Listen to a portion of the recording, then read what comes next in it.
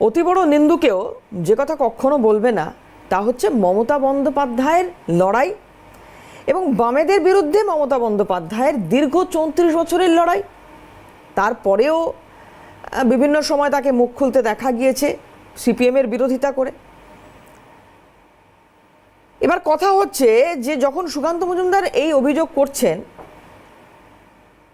তখন এই অভিযোগ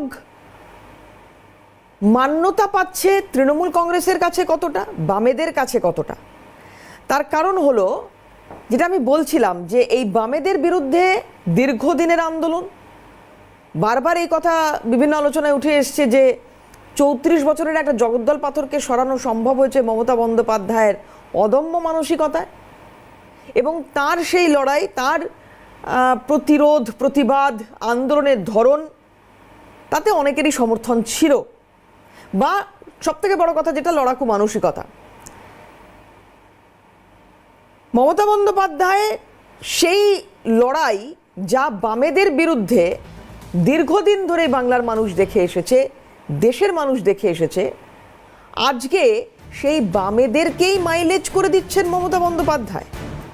সুকান্ত মজুমদার যে বক্তব্য পেশ করেছেন তাতে এমনটাই বলার চেষ্টা করেছেন উনি। তাহলে কি এটা ধরে নিতে হবে যে 34 বছর ধরে যে দলটার বিরুদ্ধে লড়াই করেছেন, তার আগে তার পরে যে দলটার বিরুদ্ধে লড়াই করেছেন,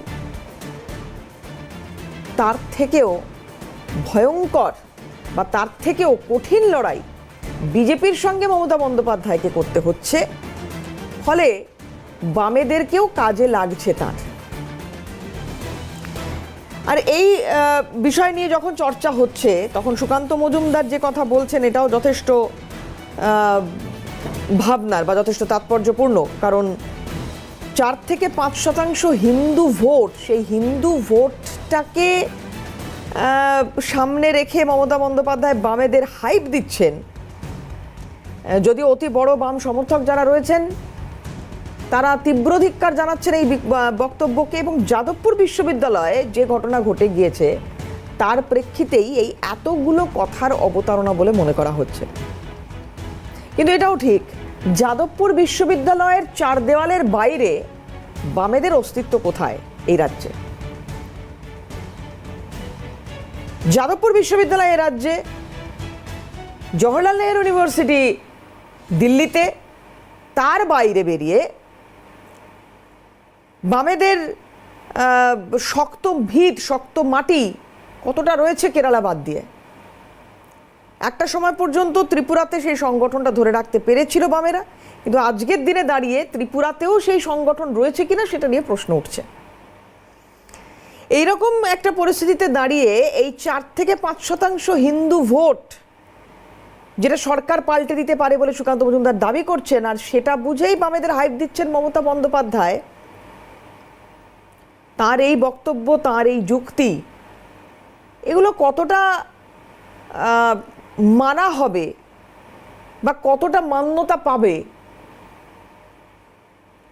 সেটা সময় বলবে। পাশাপাশি আরও একটি মন্তব্য সুকান্ত মজুমদার করেছেন। উনি বলছেন যে হিন্দু বিরোধীরা গেরুয়া পড়লে তার থেকে সাবধান, না হলে সীতাহরণের মতো ঘটনা ঘটবে। অর্থাৎ রাবণ তিনি একবারই গেরুয়া পরেছিলেন এবং সেই সময় এই গেরুয়া পরার পরে সীতাহরণের মতো ঘটনা ঘটেছিল।